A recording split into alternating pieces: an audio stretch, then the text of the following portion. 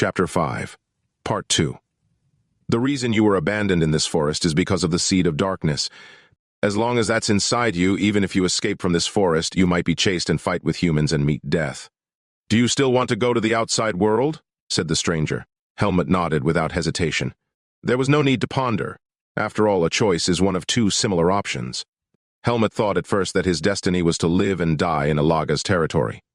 Of course, that might not be bad, living and dying like the monsters that were born and grew up in the forest of roots. It's not despair because it's natural. But what if there's another choice? The moment engraved in the distant memories occasionally flashed back. Helmut remembered his mother, the blonde woman who embraced him and shed tears. If he didn't remember anything, it would be different. That memory sometimes surged and touched him. The place where Helmut fell from that comfortable embrace was the forest of roots, spoken of as a place no one could escape. It wasn't premature hope. Helmut had no childish optimism. Instead, he had determination and resilience. If there was a path to take, he had to take it.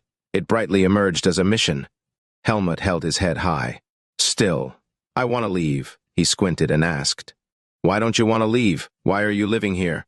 If I go, the world will be stained in blood. The stranger spoke in a low and heavy voice like the echo of a gong. If I go to the human world, I must duly revenge against those who sent me here. For revenge, I will stain this hand with the blood of countless people. Regret was in his eyes. But my age, 96. I've already seen enough blood to become a river. Even if I do that, what will be left in these hands, aside from the anger turned to ash? I don't know. Helmut shook his head from side to side, taking the stranger's monologue as a question. Anyway, I want to leave the forest. The more he repeated that, the stronger his longing became. A sensation as if the blurry world was becoming clear. It was soon engraved in Helmut as a goal. Something sat in the empty spot, a purpose of life that he hadn't had until now. Whether it's possible or not wasn't important. After all, it's a miracle that he's living and breathing here. It was a longing that ignited within him. It was a spark he didn't know existed. Heat rose in Helmut's eyes, which had been calm enough to feel empty. Sensing his change, the stranger nodded his head. I don't know exactly how to get out because I didn't want to leave. But I know someone who might know. Who is that? Is there another human? Helmut's eyes widened. I can't tell you yet. The word yet implied someday. Helmut understood that. The way to the sacred barrier is far, and the one who knows that way is dangerous. He won't treat you kindly just because you're a human being or because you're young. He enjoys human flesh, so he might cut off your flesh alive and eat it. What should I do? You have to become stronger. That short proposition sounded like the truth. Helmut knows what it means to become stronger. Growth.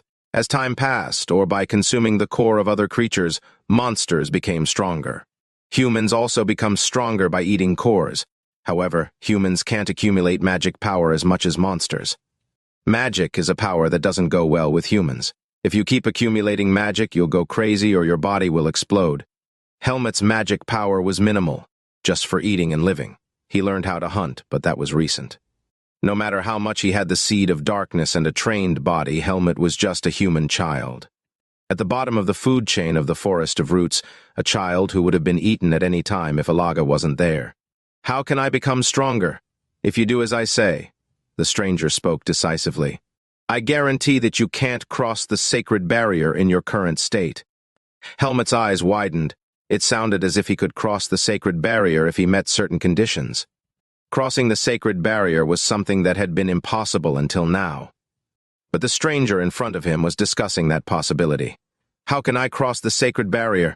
A question returned to a question. Have you ever consumed the cores of other monsters? No. That would make things easier. The stranger, frowning and given a look of contempt, suddenly grabbed the back of Helmut's neck. Before that, I need to fix your appearance first. What are you doing? Smack. A huge fist struck the back of his head. It stung. Helmut clutched his head. His pitch-black eyes glared vividly at the stranger. He's got a personality. It's better than being flabby. A swordsman is supposed to be like that. If you want to return to the human world, you have to become a human first. The Helmut reflected in his eyes was an entirely unpolished child who had just stepped out of the realm of beasts. Fortunately, he wasn't ferocious. The stranger declared confidently, I will make you a human. Chapter 6. Part 1. Helmut didn't understand. I'm a human, so why are you trying to make me into one? But the situation was clearly unfolding on its own. From that day on, Helmut lived with the stranger. The man, who revealed his name as Darien, ordered Helmut to clean the old cabin. Helmut muttered as he swept the dust for the first time in his life. Helmut had no concept of hygiene. He didn't have a home, maybe a territory. He had a place to stay, but he didn't settle down there, whether it was in a cave or a makeshift tree nest. Humans originally live like this. Darien was unfriendly, and he seemed to lack talent in explaining things. He filled most of his explanations with, "Humans do it this way, so you should too. If a house gets dusty and dirty, humans clean it." Under the pretext of teaching cleaning, Darien showed Helmut how to use a broom and a mop. But looking at how dirty the house was, had Darien not cleaned it all this time? Helmut's sharp observation was blocked by Darien's words, "So you don't want to leave the forest." He didn't give a reason. He just commanded. Helmut had no choice. As Helmut swept the inside of the house with an old broom and mopped with wide, damp leaves the cabin, which had cobwebs hanging all over it, became noticeably cleaner. While Helmut was cleaning the house, Darien was making something. Before long, in one corner of the cabin, a soft nest made of slender branches and grass appeared. "It's your bed." Lying down, it felt cozy like a new nest. It was different from the feeling when he slept leaning against a loggia while getting soaked in dew.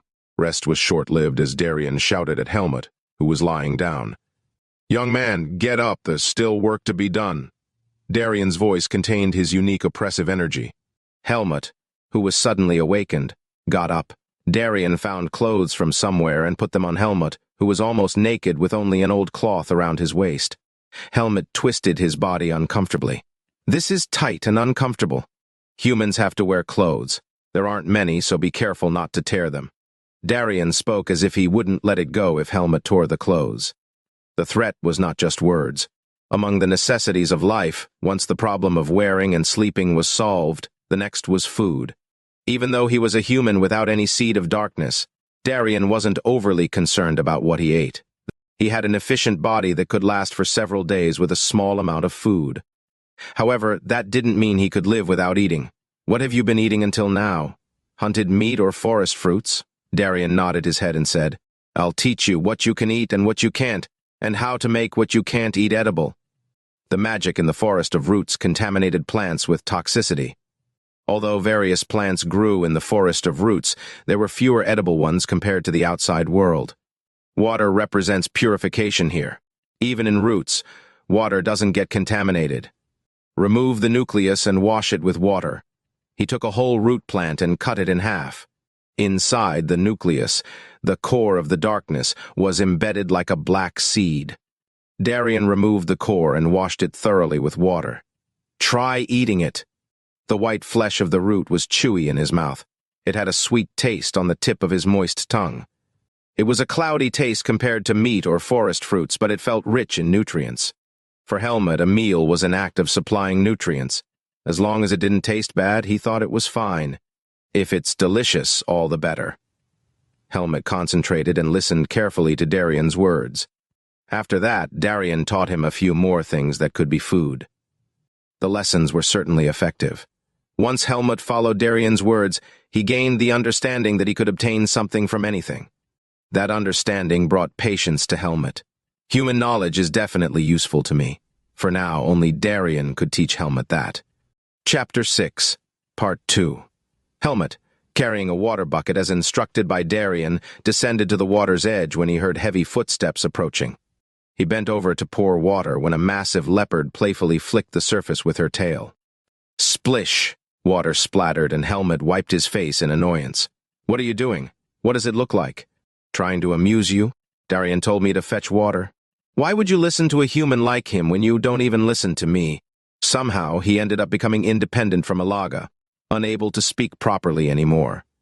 Feeling apologetic, Helmut said, "He taught me good things, and he said he would make me stronger. To leave the forest of roots, one must become stronger." Darien might have been lying, but Helmut vaguely sensed that he was not the type to deceive and manipulate others cunningly. So, it probably wasn't a lie. "You want to become stronger to leave the forest?" "I am a human, aren't I?" Alaga's words always reminded him of that. Elaga looked at Helmut with a somewhat discontented expression. "Do you think there will be something good outside?" As a baby, Helmut, who had a seed of darkness, had been abandoned in the forest of roots. Returning wouldn't change anything. Once his true identity was revealed, humans would treat him as an enemy and try to kill him. Leaving the forest of roots wouldn't provide him with a better place to go. However, Helmut simply redirected the question. There's nothing good about staying here. Living in the forest of roots meant just surviving. Helmut now had a goal. With a goal in mind, Helmut's life felt more worth living. Leaving Elaga, who had become mute, Helmut silently filled the bucket. "I'm going. See you next time." Helmut, who had picked up the bucket, waved his hand. Elaga watched the departing boy blankly. "Well, take care." A moment later, Elaga muttered discontentedly. The giant leopard, who had been casting side glances at the boy who left, eventually wandered away, wavering. Splash! Cold water splashed over his body, instantly jolting his fading consciousness back to full alertness. Darien was watching him with his arms crossed. "Straighten your back." For several hours now, Helmut had maintained the horse-riding posture, bending both legs and extending his arms forward in what they called the horse stance. His limbs trembled, racked with cramps, and his body was drenched in sweat. "Maintain this position for another 10 minutes, Darien declared without mercy as he sat down on a chair.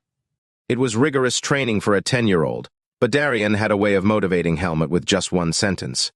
"Don't you want to leave the forest?" It was an effective reminder. Darien had subjected Helmut to various grueling and bizarre tasks under the guise of training. He made him repeatedly throw a thick branch and retrieve it from the dark hillside, tossing a leather ball down a steep hill and making him pick it up several times.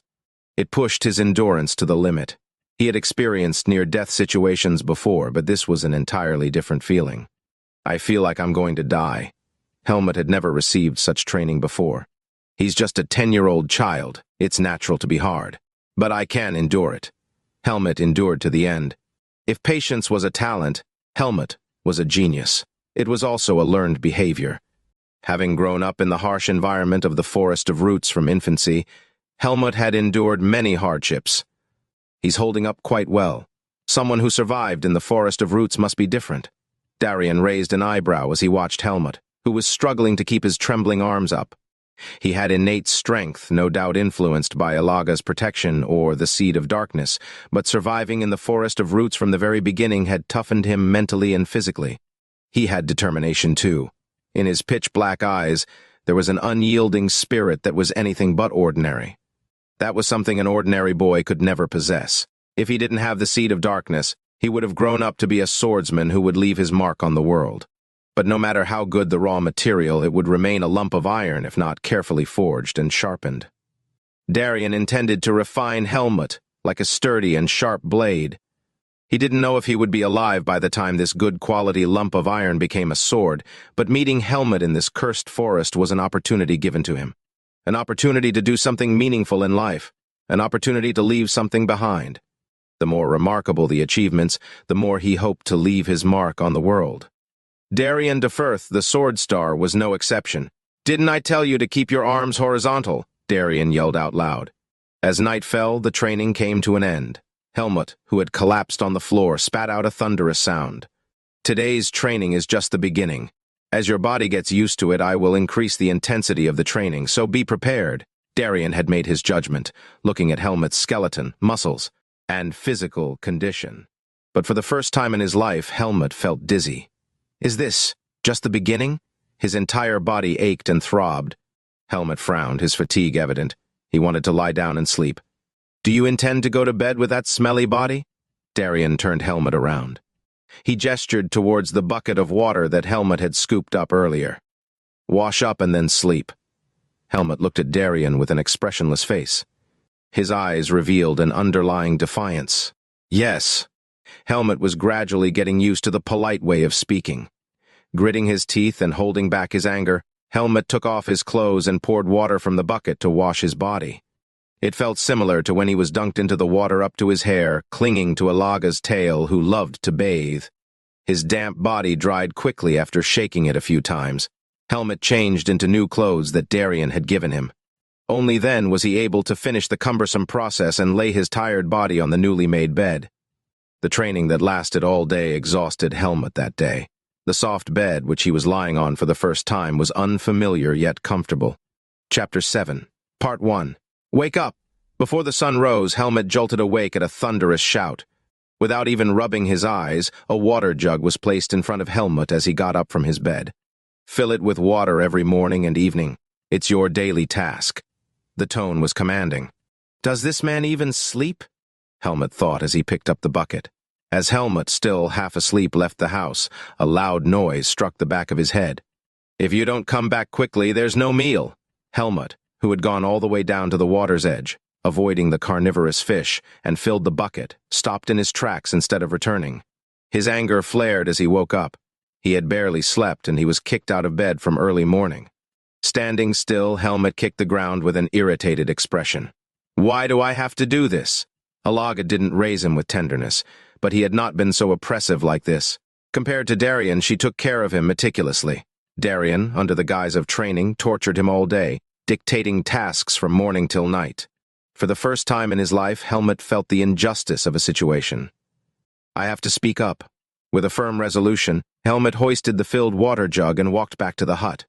It didn't take long, but wisps of smoke were rising from the hut when he arrived. Is there a fire? Helmut, tilting his head in confusion, was gestured by Darien when he reached the hut. Come and sit down. A crude iron pot was placed over a blazing fire in the yard. Inside, a bubbling liquid emitted an enticing aroma. The moment he smelled it, a growl emanated from his stomach. It was surprisingly hunger-inducing, a tantalizing smell. His cheeks tingled. Feeling saliva pooling in his mouth, Helmut clenched his lips with his tongue. As if he had never been this hungry. Eat. In the forest of roots you can't find a proper dish like this.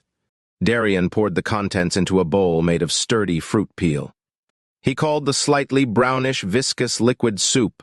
Helmut, rushing to taste it, burned his tongue. Darien handed him a spoon carved from wood. Eat it with this, you clumsy fellow. Helmut discreetly observed Darien, who was eating meat soup, and followed suit. Scooping a spoonful and blowing on it to cool, he put it in his mouth. The soup, with a mix of meat and fat, moistened his palate. It tastes really good, Helmut blinked his eyes. A shiver ran down his spine. It felt like he was tasting something this delicious for the first time in his life. Was human food always like this? How did you make this? Huh? I put chopped meat in yesterday's roots and cooked it well. If you camp a lot, you get used to cooking. Even with simple ingredients, if cooked well, it becomes quite edible. I'll teach you gradually. Encouraged by these words, Helmut looked at Darien.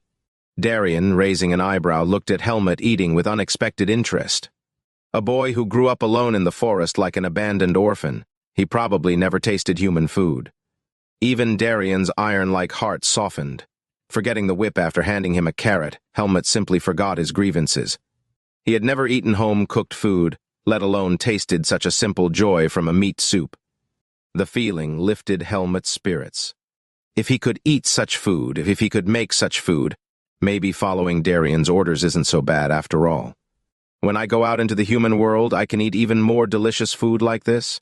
A determined resolution flashed in Helmut's determined eyes. Like digging with a shovel, firmly. Of course, what followed afterward was more grueling training. Chapter 7, Part 2. Focus properly! Snap! As Darien struck Helmut's head with his fist, Helmut's gaze changed. Right then, a mixture of frustration and protest burst forth. My posture is correct. Several days had passed, and he had started to voice his complaints. This, too, was a change. What's the problem? He was moving accurately, as instructed, albeit distracted. Helmut revealed a rebellious look in his eyes. His complaint was valid. It was an achievement in just 3 days to be able to swing the wooden sword in the same motion without disrupting his posture or deviating. An inch. It's hard to expect faster progress from a 10-year-old boy. If anyone saw him, would have exclaimed that he was a genius.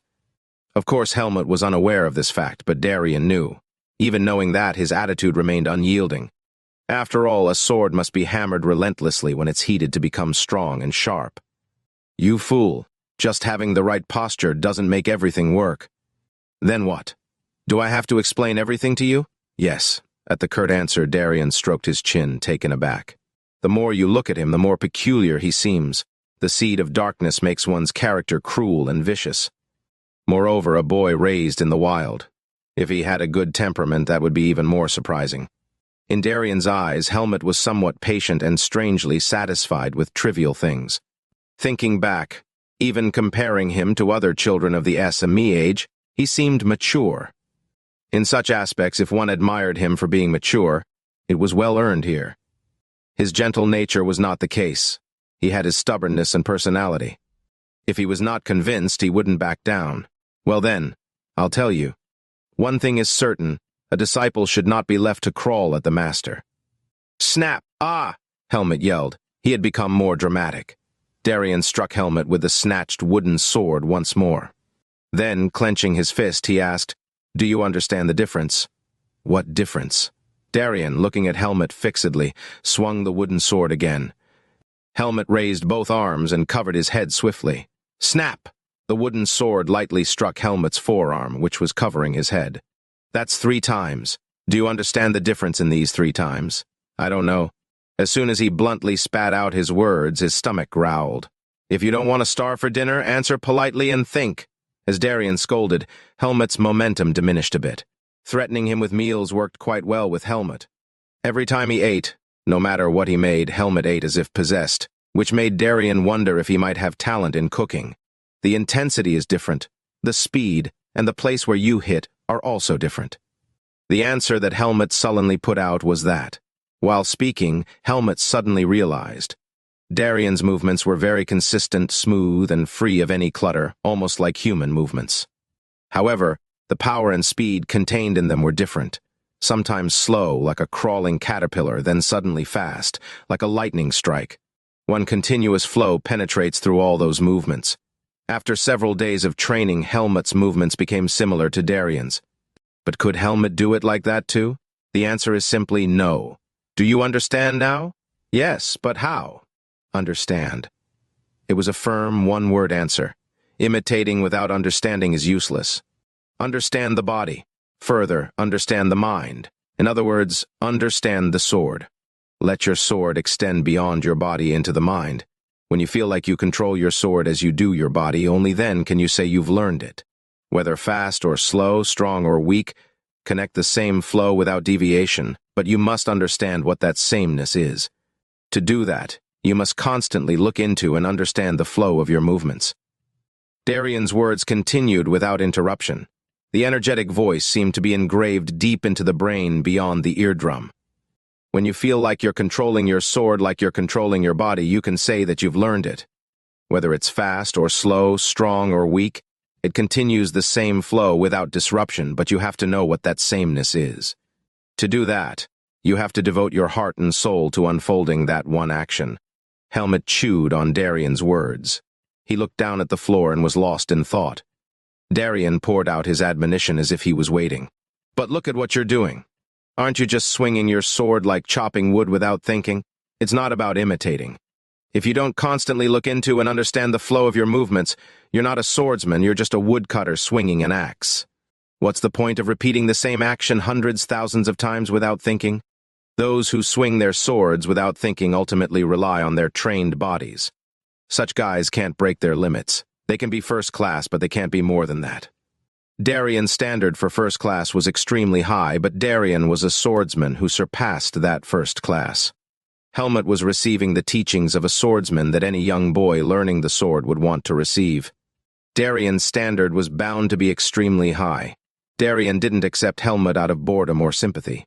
There's no need for leniency in teaching the sword. People have to be relentlessly pushed and pushed to become useful. Especially if you want to inherit the sword from the Sword Saint, you naturally have to endure such hardships. Chapter 8, Part 1. If the sword is in your hand, focus all your attention on the sword. Never slack off or think of anything else. The sword is honest. It responds in kind to those who pour their hearts out to it. Listening to the words pouring down like a torrent, Helmut nodded silently.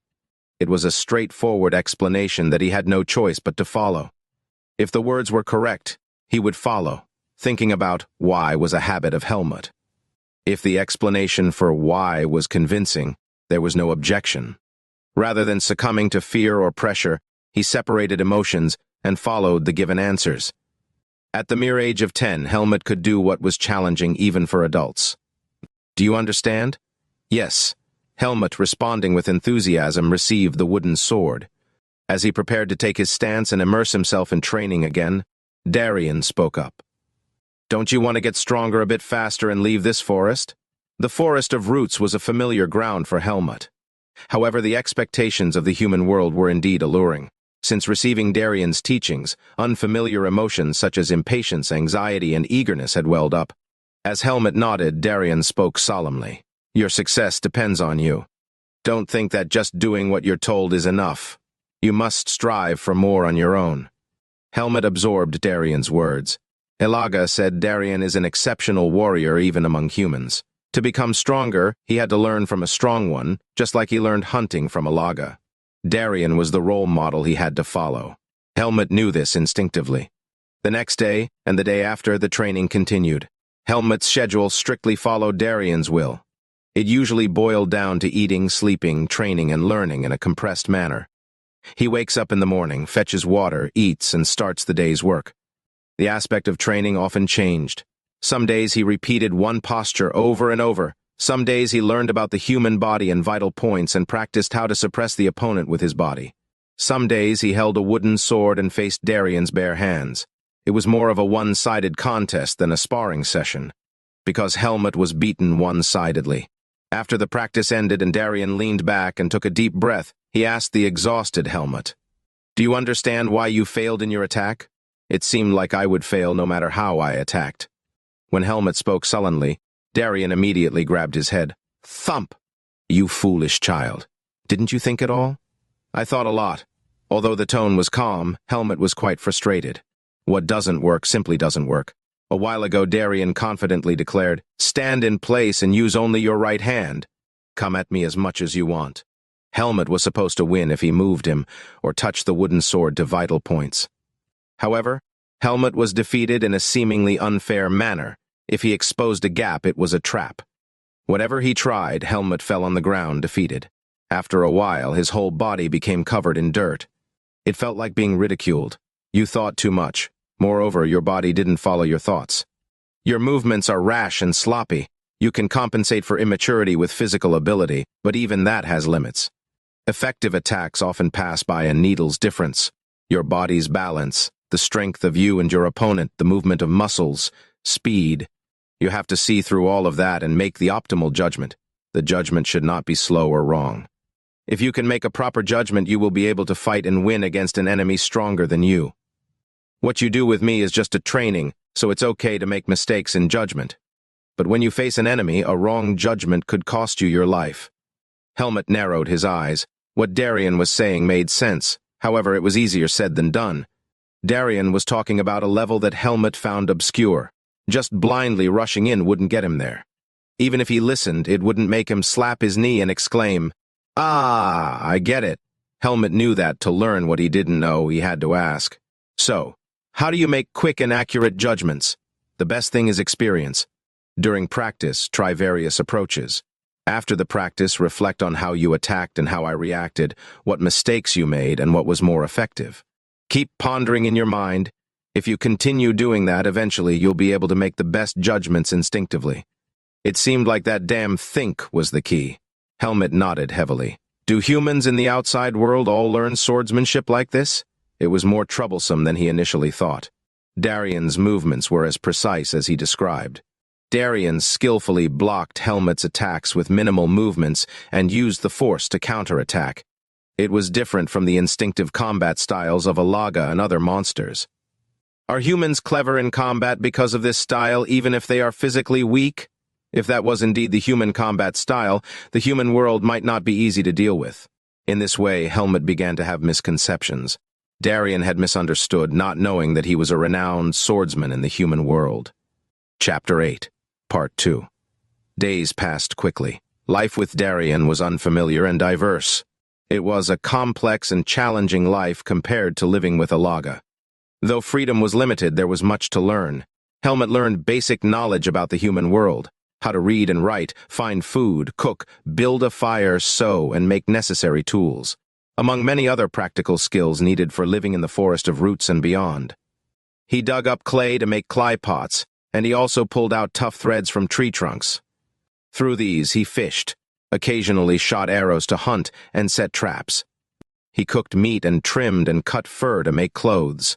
Darien's teachings on human hunting techniques were very useful for Helmut, who didn't have strong claws, fangs, or a massive physique like Ilaga.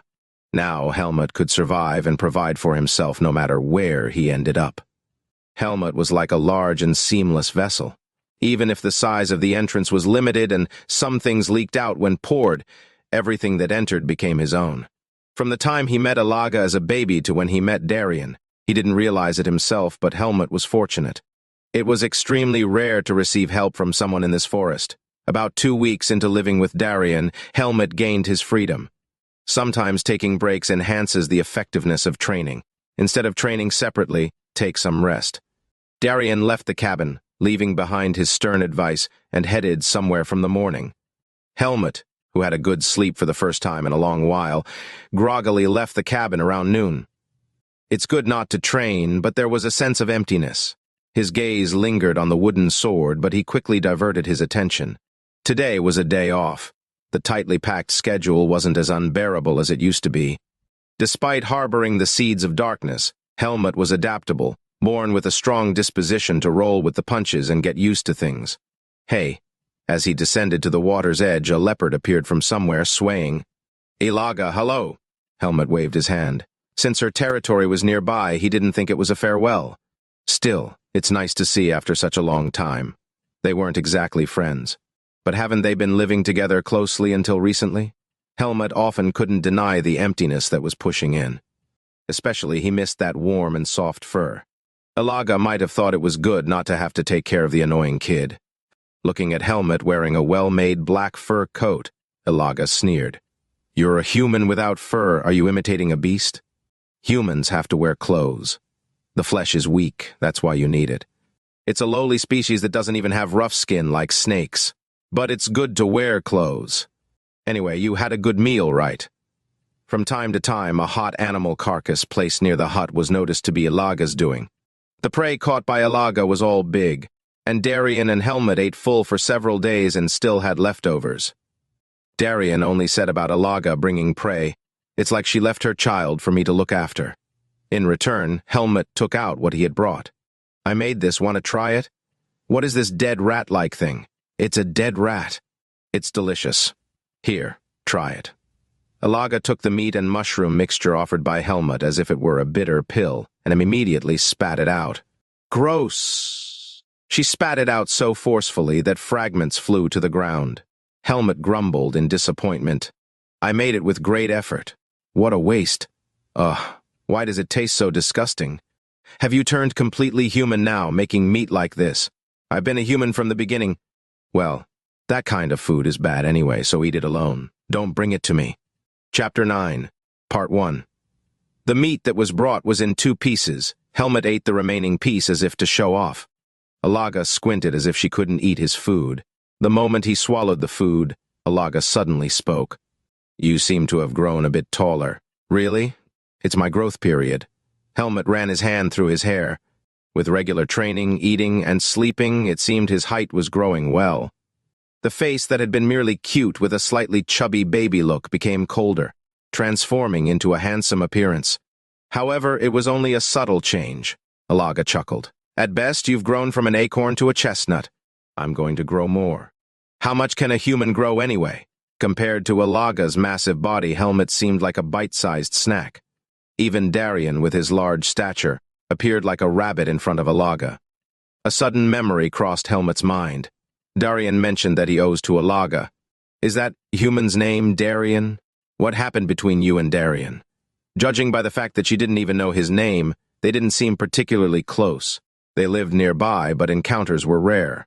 Ilaga bluntly replied, I allowed him to live here. When he settled near my territory, I could have driven him away, but I talked to him and decided to let him be. That's how he could live here.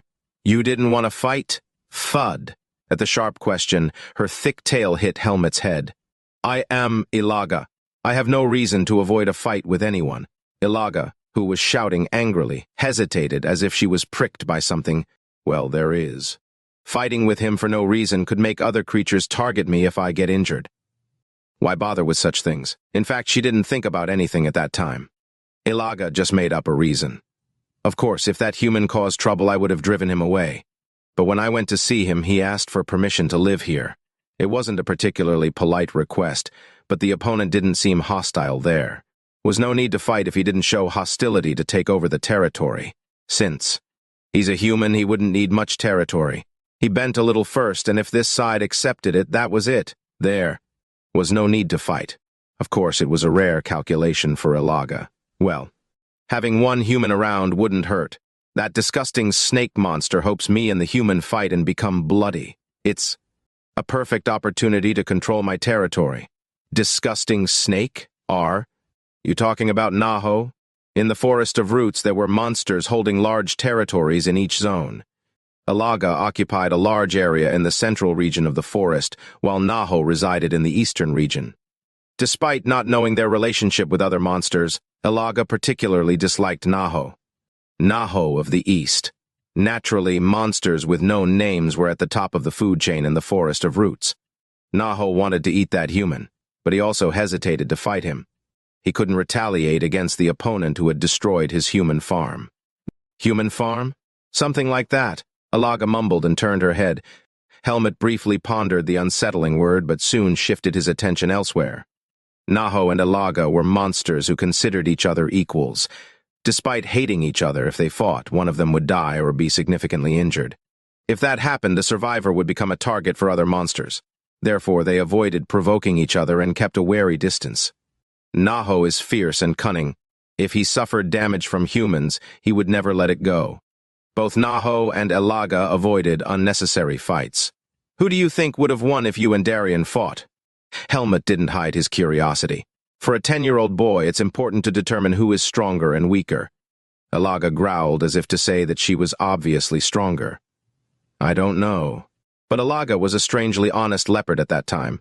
Monsters like me instinctively know whether the opponent is stronger or weaker. However, when the opponent is human, unlike us who can feel the strength in the aura, humans are good at concealing their strength. I have a feeling, but I can't be sure. There must have been many who attacked that human ended up dead. The important thing is that even Naho, who enjoys human flesh, couldn't touch him. Not knowing meant that there was a possibility of defeat. In the Forest of Roots, even monsters considered to be at the top of the hierarchy couldn't touch that human. Recalling what Darien had said, he seemed to have fallen into the Forest of Roots because of a trap. Although he came into the forest already strong, Darien was still human. Humans were different from monsters. They were inherently weak. Helmut, without Ilaga's care, would never have survived. But there was a human here that even the monsters were wary of. Chapter 9. Part 2. Helmut felt his skin shivering. An exception that turned fixed notions into prejudices. Could he become like Darien? Why didn't you tell me that Darien was living here all this time? He's old, and I thought he'd die soon. He lives as if he's already dead, but perhaps because he was particularly strong, he was able to last this long. Ilaga murmured, absorbed in her own thoughts. But it's surprising that he accepted you. Humans tend to live in groups, even more so in the Forest of Roots, because they're weak. But he lived alone. He doesn't seem to like humans much. Doesn't like them? Helmut tilted his head. At least he didn't seem to dislike teaching Helmut. If he had wanted to be with other humans, wouldn't he have completely done something about that human farm? When that human appeared, I expected him to destroy Naho's bad hobby, but he stopped halfway. What's a human farm? Ilaga seemed to realize something and spoke with a grimace. It's dirty and disgusting. Ilaga, being a leopard, had a delicate stomach. It might be an exaggeration. But why hide it? Helmut asked again. What do you mean by dirty and disgusting? Curious? Yeah. Okay, then I'll show you. Ilaga's eyes showed a determined look. Her thick tail wrapped around Helmut's body like a snake and lifted him up. Sneak a peek, but don't make a fuss. There are plenty of humans there, so even if you're curious, watch quietly. Got it. We have to go discreetly because it's Naho's territory. Besides, now is the time when he's starting to sleep a lot, so it's the right time. The Forest of Roots, which belongs to a cold zone, was about to be swept by a cold wave. Soon it will be winter. Ilaga, who had hung Helmut on her tail, kicked off and ran. The direction was east and the leap distance was tremendous. Every time she jumped, her huge body seemed to fly, cutting through the air. With Alaga's foot hitting the ground, a shock reverberated through Helmut's insides. Helmut's face turned pale. Alaga warned him, "If you open your mouth, you'll bite your tongue." Helmut had to endure a challenging time similar to training, quite a long time. When Alaga stood still and gently placed Helmut on the ground, he covered his mouth, feeling the urge to vomit. Look carefully. Fortunately, he had good recovery. After regaining his senses, Helmut looked around. The place they stood was a cliff surrounded by thick bushes. Alaga, bending her body, extended her head over the edge of the cliff. Helmut also crouched, lowering his body to follow her. Below, through the gaps in the forest, cabins were visible. Dozens of cabins, similar to Darien's dwelling, were tightly clustered together. And there were moving creatures. Yes, they were humans. Helmut's eyes widened. It was strange. Humans wearing clothes of a different material than their own, thinner than leather, carrying water buckets on their heads or carrying something. Although they were the same species, they formed a group. For the first time, Helmut realized what the word group meant. Yes, that's a human farm. Helmut tilted his head. The expression, human farm. It's strange. A farm is a place where humans raise crops or livestock. If humans live in a group, it should be described as a village. Why is it a farm? Look at it. A skinny man who had been moving a pile of cut logs stumbled. He seemed weaker than the rabbit monster Helmut had caught a while ago. In this forest, he was undoubtedly an underpowered individual, someone who could never survive alone. Whip! The scattered pieces of wood spilled on the ground. The giant man standing next to him shouted, swinging a whip toward him. The skinny man, opening his mouth wide, hugged himself. It sounded like a scream. He gathered the wood pieces and quickly moved away. Similar-sized men around him silently continued their work. It was a familiar sight for them. His forehead wrinkled. There is no place better suited to the phrase, survival of the fittest, than the forest of roots. But somehow, the scene was surprisingly unsettling. Why are they tormenting him? Because he can't do his job properly. Helmut kept his mouth shut and watched. The atmosphere was tense and stern. From the next building, a door opened and fair, delicate-looking women poured out. Helmut realized that was classified as a woman, like his mother, the same human but a different gender. Strange, isn't it? Yeah. Chapter 10, Part 1. Helmut is a male. Darien, the first human he saw in the forest, is also a male. The pale, round, and slender women with delicate frames felt somewhat strange. They were treated differently from the small men who were obviously laborers at first glance. However, they all looked unhealthy, pale and fearful expressions. A few large men moved them to another building as if they were herding sheep. They firmly closed the door and even bolted it. "Is there a woman you like?" Alaga asked, making a growling sound with her breath. "Like? I don't even know those humans." Alaga realized that Helmut was too young to expect any reaction. "Come to think of it, you're still a kid." "What are you talking about? But why are those women crowding into the house?" "It's daytime. When men work outside, women work inside. But those pale and beautiful women didn't seem to be doing any work at all. They were like the ruling class of humans. Those women are offerings." "Offerings?" "Naho prefers human females with tender meat and good digestion. Those females with pale, beautiful skin and soft bodies without muscles are offered to Naho. If they're too small, there's nothing to eat, so they're raised until they mature. That's why women who are to be sacrificed are kept separately like that. So those women are livestock born and raised in the forest of roots. There's only one human village here. They live safely, eating and drinking to their heart's content for a short life, but before they become adults, they become a meal for Naho. He slowly pushes the prey into his mouth, enjoying the fear and pain. He's like a pervert." Alaga frowned. Helmut stared intently at the building where the women were confined. It felt strange, living so openly in a group in the forest of roots. Monsters prefer weak and tender humans as prey. There's no way they would leave them alone. If there weren't a blatant guardian of a powerful monster. So Naho protects that village in exchange for the women as sacrifices. Yeah, but it's actually the human guy who maintains it. There's a human who rules that village. All the humans there are Nahos livestock, and that human is Nahos' representative. Men maintain the village through labor, and the most loyal ones are given women as a reward for mating. That's how they maintain a certain number. So it's like a farm. Now look, the leader has appeared. A vile-looking old man appeared, leaning on his cane. When he gestured, the firmly closed door opened and a man went inside and came out dragging a woman. The old man, who looked satisfied as he lifted the trembling woman's chin, nodded. "Ah!" The woman's scream reached where Helmut was, making his skin tingle. The struggling woman was dragged away by the men with her mouth agape. So he's the representative. Helmut suddenly remembered what Darien had said. There's a man in that village who enjoys human flesh. He knows how to get out into the outside world. Could it be him? What are they going to do with that woman? Either eat her, mate with her, or offer her to Naho. It was a sickening statement. What could one do? It was the ecosystem of humans formed to survive in the forest of roots.